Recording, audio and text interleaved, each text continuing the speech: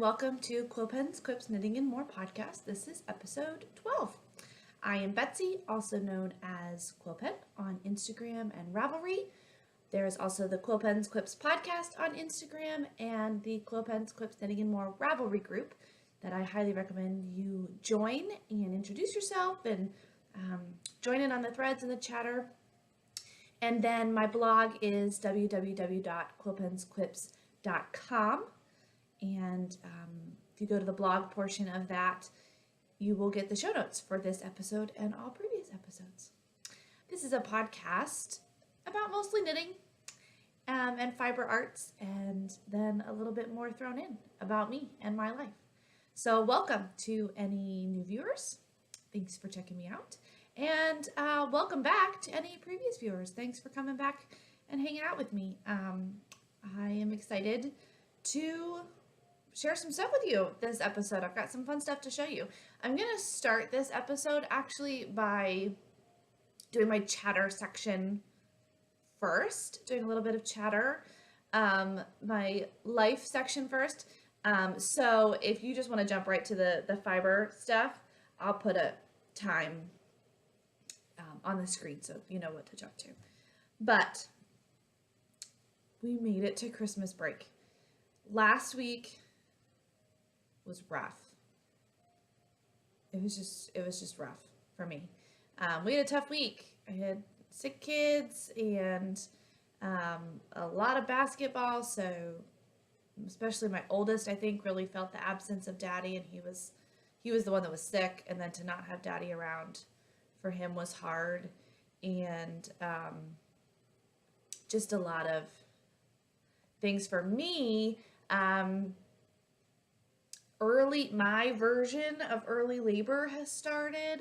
I tend to start having contractions that are not necessarily productive contractions, but are a little bit more than Braxton Hicks for anywhere from 2 to 4 weeks before labor. And so that has started. So contractions will sometimes get to like 10 minutes apart during the day, and then they'll fizzle. And then they'll go back to maybe 10 minutes apart towards the end of the day, and then they'll fizzle. So I know, especially now, being my third pregnancy, that it's not, I don't need to actually time them or pay attention because it's going to be weeks of this, but they're draining and they're hard and exhausting. And so that added in this week. So it's just been a rough week. But today is the first day of break from school. My husband is a teacher at a local high school, so school is out now, but he is also the head coach of the JV girls basketball team, so we still have 2 more days of basketball. Today is practice and an away game, and then tomorrow is sort of like a team event. So I just make it through that. And so today we have fun stuff planned. We're gonna make cookies. Today is cookie baking day for us. My youngest son has a severe peanut and egg allergy, and we also just discovered strawberry allergy this week, which no peanut and no egg cuts out, I think, every single one of my favorite Christmas cookie recipes. And so I'm trying not to hold that against him. We can't even bake with it. We can't even, like, especially the peanut. We could do the egg and just not let him eat it. But he's kind of at the age now where he's upset if he doesn't get to eat the same cookie that his brother's eating. Peanut we can't even have in the house. If it's even in the kitchen and he's anywhere around it, he'll react. So I found a new cookie recipe without egg, and it looks easy and fun for kids to stir and make and, put on the cookie sheet and sprinkles on top. And so we're gonna do that today with the boys. I think we're gonna go over to my mom's house and do it with her. So that'll be today. But then later this week, because my husband can watch the boys and I can do it on my own, it will be gingerbread house baking time. Every year for the past, I want to say 6 years, maybe 7, my goal has been to build or make a gingerbread house entirely out of homemade gingerbread or sugar cookie dough. Now I use like store-bought mix or dough, but I basically not the kind that you can get already made in the boxes that are like super duper hard cardboard gingerbread, and then you just stick it together in the little mold that they give you and you're done. So my goal is to always to make a fully edible gingerbread house made by me from scratch, plus candy and stuff. So I have this book that serves me relatively well, The Gingerbread Architect. I'm not kidding about this. I take this very, very seriously. And I should also mention, of those 6 or 7 years, I have successfully made one once, last year.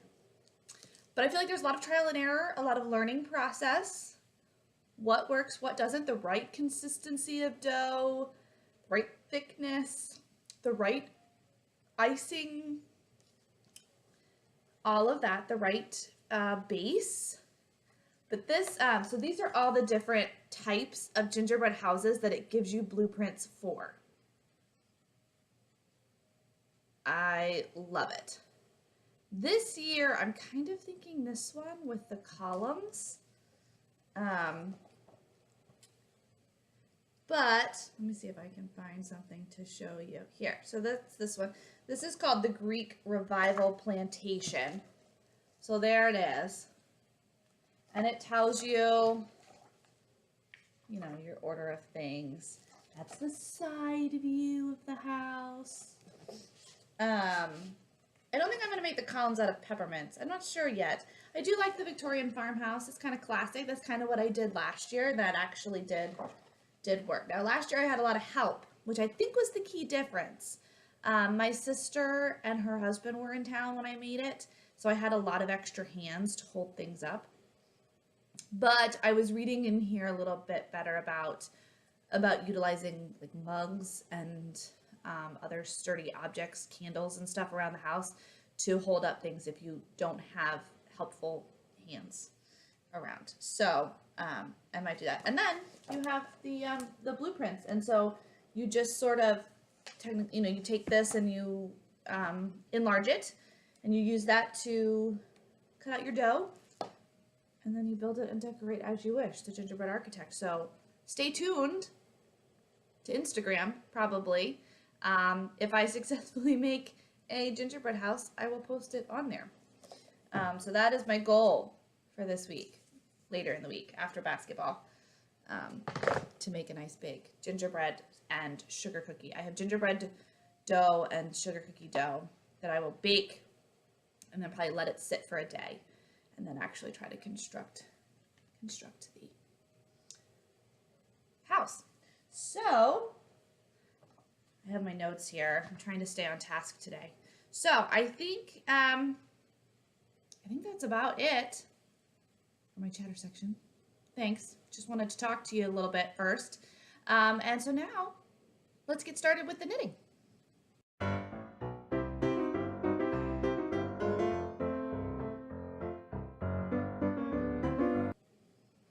First up is the penguin hat that I believe I had just started on the last episode. So this is for the new baby. This is the Top This yarn in the penguin one. And so this is the infant toddler size. So that will be for the new baby when he arrives within the next couple of weeks. And then I also made my middle son to be, currently my youngest, um, the elf hat for the holidays, but he is actually currently wearing it. My husband took the boys out for a little bit, and so he's wearing it right now. So I don't have it to show, but maybe I'll throw in a picture.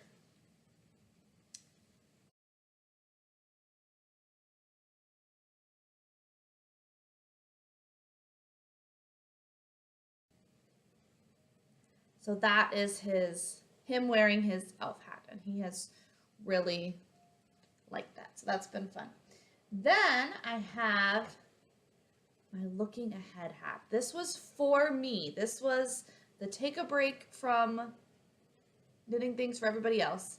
Because again, that's not normal. It's not my normal. I don't usually do a lot of gift knitting. I usually just knit for myself. So I went back to knitting for myself with this. This is Oink Pigments Sport in the Merry Knitmas colorway. And this pom-pom was leftover stash. I want to say a hedgehog DK. I don't remember what colorway. And so this is the looking ahead hat. I had this pattern because when I made the breathing space sweater, which I will show a picture of.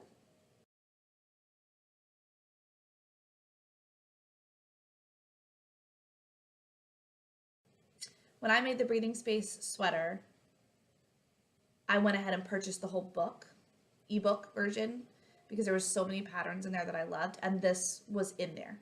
So I already had this pattern. So you can purchase just this pattern individually off of Ravelry. It's a paid for pattern. So that's the looking ahead hat, and I love it. I've gotten so many compliments on it this last week or two that I've been wearing it. So that's the looking ahead hat. Love it. Super fun, super easy. Just enough interest to keep it interesting, but not that you felt stressed about having to make this hat. Then I made the sock head hat out of my Brew City Silver Bells. I want to say this is their champagne fingering,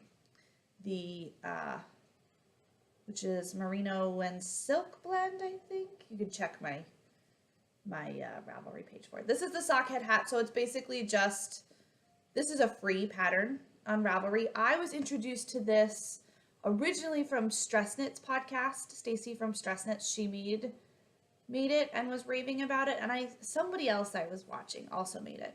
So I kind of had it in my head to make. Now I made the shorter, smaller version of it. Basically you could knit it, I think it was like 9 inches, the stockinette part was 9 inches before you start the crown, or 7 inches, and I just did the 7 inches.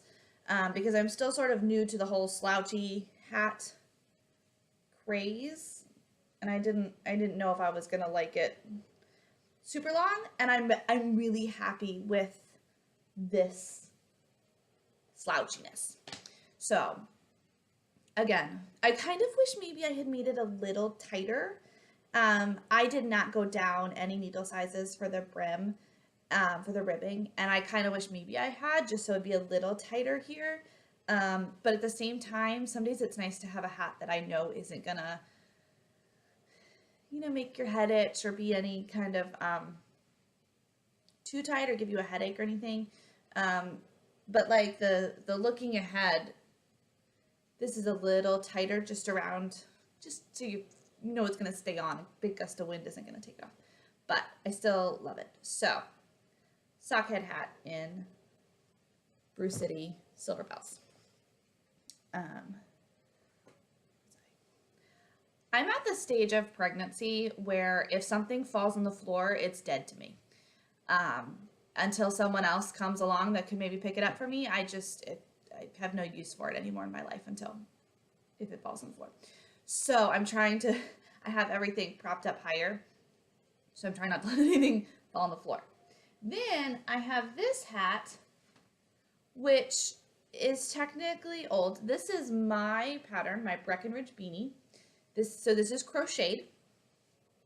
And back before I was pregnant, I taught a class on this pattern at my local yarn shop, and this was the hat that I made during the class when I was working with the students. But I found it in my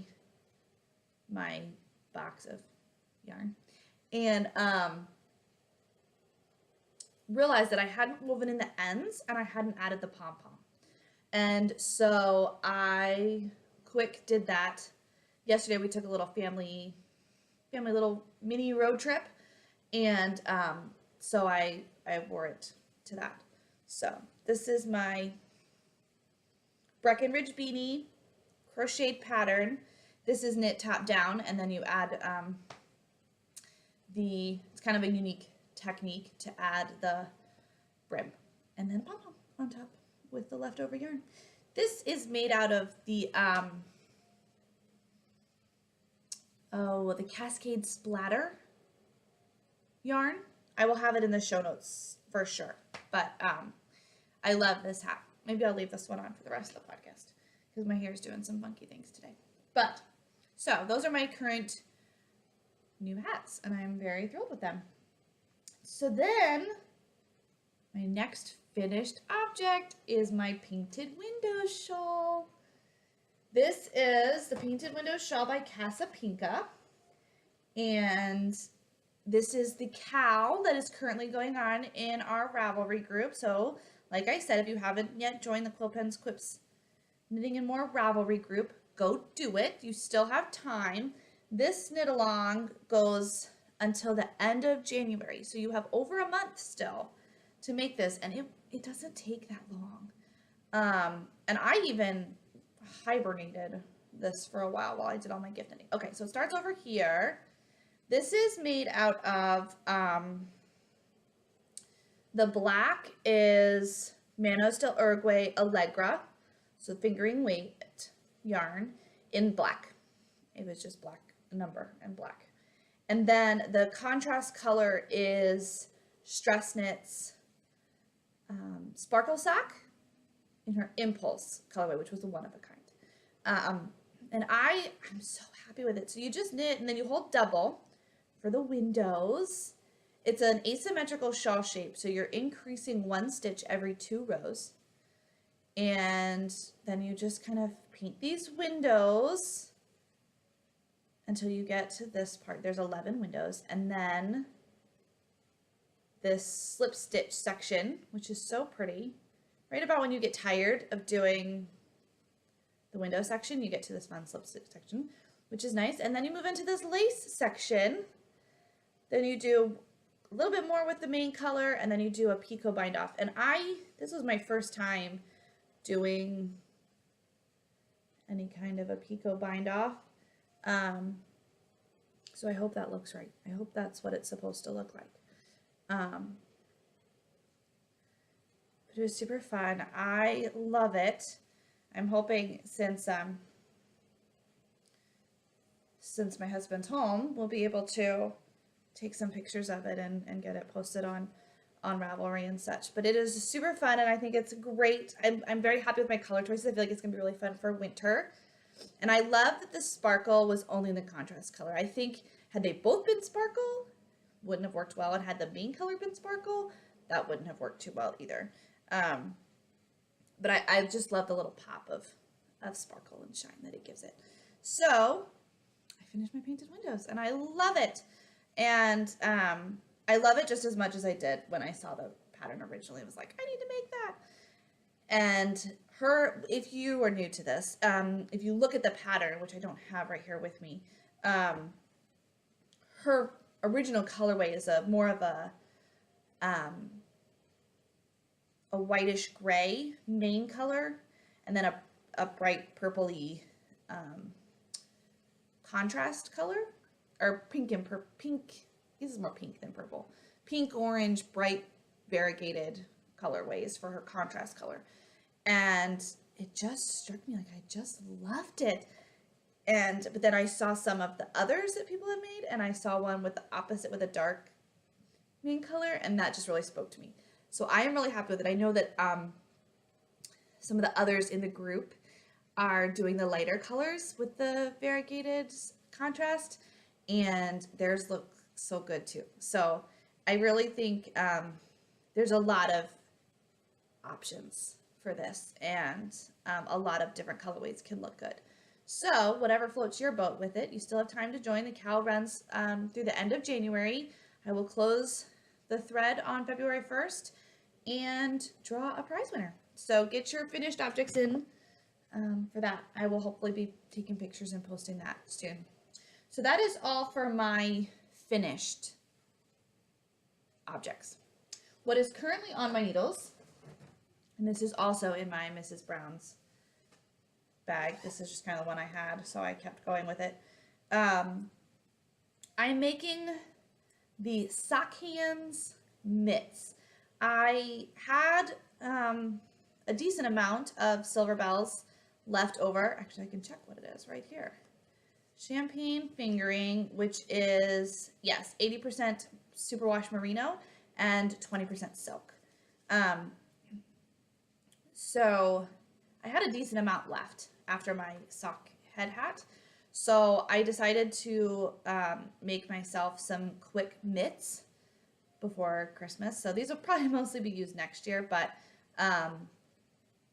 it's a free pattern on Ravelry, and it's just got a kind of a ribbing detail on the side, and so that's what I'm making. I'm gonna make those this week, and then I'm a little bit in limbo, I feel like, for what's gonna come next, because I'm in that stage of I don't know when baby's gonna come, so I don't really know what to start. I do know that next will be something wintry, you know, hats. I'm really liking hats right now, mitts, cowl, something like that, but in wintry colors that I can wear the rest of the winter, as opposed to the Christmas colors that I've been finishing for December. So that also, our UFOs is about to start. Our new round, our 2017 round of Crafty Albatross Unfinished Objects Challenge, which I will probably talk more about in the next podcast. Once it gets started officially, it officially kind of kicks off on January 4th. But I will have whatever the UFO is to make as well. So I'm still working on my list, picking what my numbers are going to be. And I will explain, if you don't know what I'm talking about from previous episodes where we were doing the UFO challenge, I will explain more about that in a future podcast. So I have that coming up too, but that leads me into some stash enhancement, because these are what I'll be making my winter things with. First off, from Brew City, which is, I guess, my new current fave, I got two different colorways, but they look so similar. Like, I could totally do something similar with them. So this is their Top Shelf Sport Weight, which is 80% superwash merino, 20% nylon, in the Toasted Marshmallows colorway. And I just think it's so pretty and wintry. Then I have this, which is also Top Shelf Sport, that is Snowy Owl. So there's the card, Brew City Yarns. And this is Snowy Owl. So see the two of them together. Oops, let's try that section again. This is Snowy Owl, and this is the Toasted Marshmallow. So I think when you hold them together, like, they're very similar. So I think it could totally be a hat and cowl set, or a hat and mitt set, or a cowl and mitt set, and work really well together without being exactly the same. So those are one wintry, soon to be happening some things. Then I caught a Woolen Vine update. Her updates are so hard to catch. She even like changed things so that you have like 5 minutes or something from once you get to checkout to actually check out before it can be cart jacked, but it can still be cart jacked before you get to checkout. And I had the hardest time of like the last, I think 4 updates of hers I've tried to catch. I've gotten something from one. So I've got her special snowflake. This is, I don't know if it's gonna, I don't know if it's a regular or whether it's a this season special, but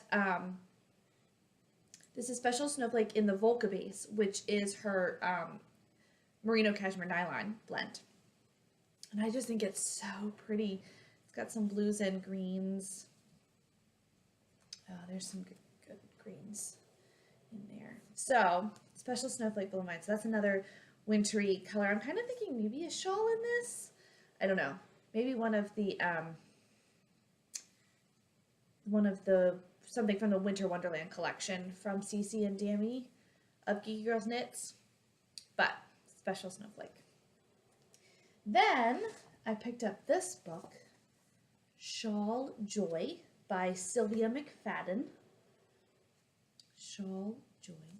And it's just got a variety of really pretty shawls, and her charts are really clear. Like I feel like some of them are sort of larger than traditional charts, so they're really easy to read. And just some unique, to me, interspersing of like lace and texture, just different styles than I'm used to. And so I'm trying to expand my experience with variations of lace in a shawl to help me understand like the increases and stuff for lace in a shawl, so that I'm better equipped for my own designing. So I'm excited about that from her. So that was new. And then finally, I got some fun new stitch markers. These are from New River Fiber Company, which is sort of local to me, but not local enough that it was easy to get to the shop. So I ordered these off of the Etsy shop, but it's penguins and peppermints. Aren't they so cute? These are glass, so I have to be a little careful with them around my boys.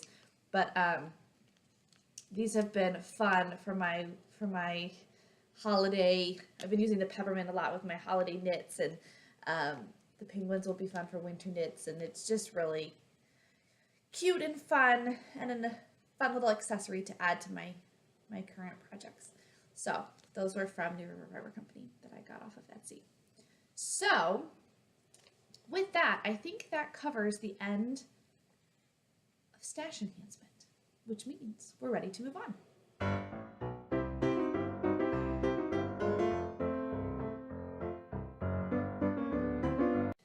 So that brings us to reading and watching. And for watching, I have not been watching much. Mostly in terms of TV. Mostly there's still I've mentioned before, the Great American Baking Show, and I still really love it. Unfortunately, 2 of my top favorite people have had to leave already. One because she actually got sent home. The other because he had he was sick or some kind of medical emergency. There's been 2 people that have had to leave, not because of the show, but because of something with their own family. Like one lady had, I think, some kind of family emergency she had to get home for, and then this other guy had, I think he himself was sick. So plus people that have been sent home each week. So it's starting to dwindle down rather quickly. But it's just so much fun. I love it. The funniest thing was during the cookie episode, the one girl was making snickerdoodles, and Mary Berry, who's the British judge, had never heard of snickerdoodles, and she thought she had made that up. And she's like, did you come up with that name? And the girl's like, no, it's a cookie. It's my favorite cookie. I used to make it with my mom growing up. And Mary kept missaying it and calling it the snickerdoodle cookie, and so they had to keep correcting her, and they educated her on the snickerdoodle. Okay, sorry about that. I'm back. My computer shut down on me, which I'm not really sure why, because it's plugged in and full battery, and I don't know. But anyways, I'm back. Mary Berry and the Snickerdoodles. But so they introduced her to the Snickerdoodle cookie, and she had never had one, and she liked it, and it's just a fun show. They're all friendly and fun. And then let's see, I finished the latest season of Midsummer Murders, so I'm out of that. And so basically, other than the Great American Baking Show, which I can watch once a week, I've been doing Christmas movies. Aren't we all? Catching up on the old favorites. I mean, White Christmas is a must. And even I love the old, like, claymation Rudolph the Red-Nosed Reindeer, or the animated Frosty the Snowman, when he's like, happy birthday, and just like the Christmas editions of all the shows. I don't know. So I'm in splurging on Christmas all week, and that's been fun. My favorite classic Christmas movie is Christmas Comes to Willow Creek. It has the two guys from the old Starsky and Hutch, and classic 80s movie with all the 80s cheese in there that you could possibly have. It is a family tradition. Christmas Comes to Willow Creek. You should definitely check it out. It's hilarious. But it's so good, and it's heartwarming. And so that's like the classic. So my husband actually requested that he watch that with me, just because it's so important to me. The rest he's like, I don't care about. So we're saving that for this week. So we'll watch that this week, and I'm looking forward to that. And I think that's about it for what I'm watching. Then for reading, our book club for January is doing The Mystery of Edwin Drood by Charles Dickens, which is also one of my favorites. I am a mystery reader fanatic. Mystery novel, I don't know, connoisseur, I guess. And I feel like The Mystery of Edwin Drood is the ultimate mystery story, because not only was it intended to be a mystery story, but then Charles Dickens died in the middle of writing it, or at the end of writing it. And so no one actually knows for sure how he intended to end it and who he intended the murderer to be. So it leaves it open to interpretation and speculation. There's been lots of endings written over the years by various people.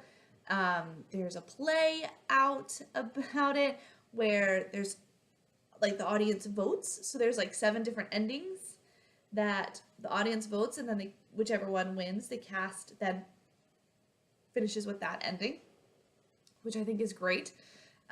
So I have read, I threw the name of the pod, can you tell? So I've read it a few times. And so now we're reading it all together. And so I'm actually really excited to have someone else to discuss it with, because very few people that I know have read it, or have even heard of it or care about it. So I'm kind of excited to have a group of friends to actually discuss it with and see their opinions on the book and who they think did it, or what they think is going on. So that's fun. So we're doing The Mystery of Edwin Drood. And I think actually that's all that I'm reading. I'm still reading The Magician's Nephew. I'm just slogging through it. I haven't had a whole lot of time to read this week. And for myself, when you have sick kids, you read a lot of Elmo and Sesame Street and, kids' books, but not a whole lot of your books. So I didn't get much read for myself this week. But The Magician's Nephew, I'm still reading. And so I'm still trying to go through the Chronicles of Narnia in chronological order, as opposed to publication order. And that's that. Then we're just getting ready for the holidays and the new baby, and the new year and all of that. So that is it for reading and watching. So I think we're ready to move on.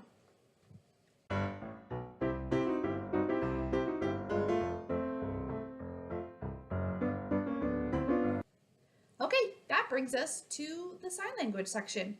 And so I thought we would do some more Christmas and holiday signs. So the sign for Christmas is important. It's a C that kind of raises with a flourish. You don't just raise the C.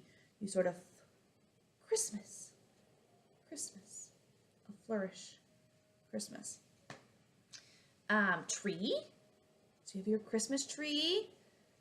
We have it set up.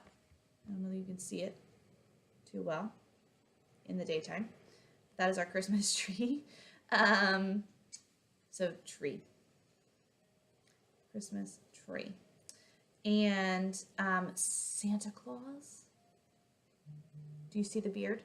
Santa Claus. That's why. Also, Hanukkah is important this time of year. And you can do it palm in or palm out, but I tend to do it palm out. I see the menorah better this way. So Hanukkah. And Kwanzaa actually is the same motion, same movement, but with a 3-hand instead of a 4-hand. So Kwanzaa. Also with those, if depending on what context you're in, some people will just do the Jewish holiday or the African holiday. If your audience wouldn't readily understand Hanukkah or Kwanzaa. And gift or give. This is use X's if it's not identifiable, if it's not tangible in the room, like if you can't see the shape inside, like if it's a box, I might have I have a gift for you, and I'm using my hands to make the classifiers to show holding the box. Or if it's, a magazine, gift, where it's flat. But just generic gift, where either it's not right here to see, or it's you don't really know what it is or something like that. Just X's. So gift, give, same concept. And it is that time of year for giving. So Christmas, tree, Santa Claus, Hanukkah, Kwanzaa, gift. That should get you started for this week. Maybe we'll add some more next time, even though Christmas will be over. And so that brings us to the end of the show this week. I do have one final thing to show you, our family's Christmas card. They finally came in. I was a little late in the game. I guess I could put it over my head. It says, "Have yourself a merry little Christmas." And so if you're probably getting a card from us that's coming in the mail, it's going to be a little late. It might not make it there before Christmas. But I just have to show this picture. This is my youngest son. He's wearing a fireman's hat because he wouldn't take it off. He threw a fit when it was time to take off the fire hat to take the picture. So we didn't fight that battle. We said, well, it's red, so we'll just keep it on. It'll just go with the flow. So he will always remember his 1-year-old Christmas card. He wore the fireman's hat. So, Merry Christmas from us to you, or whatever you may be celebrating this time of year. And I hope that you have a great week and a merry, fun-filled weekend. And happy knitting. Until next time. See ya.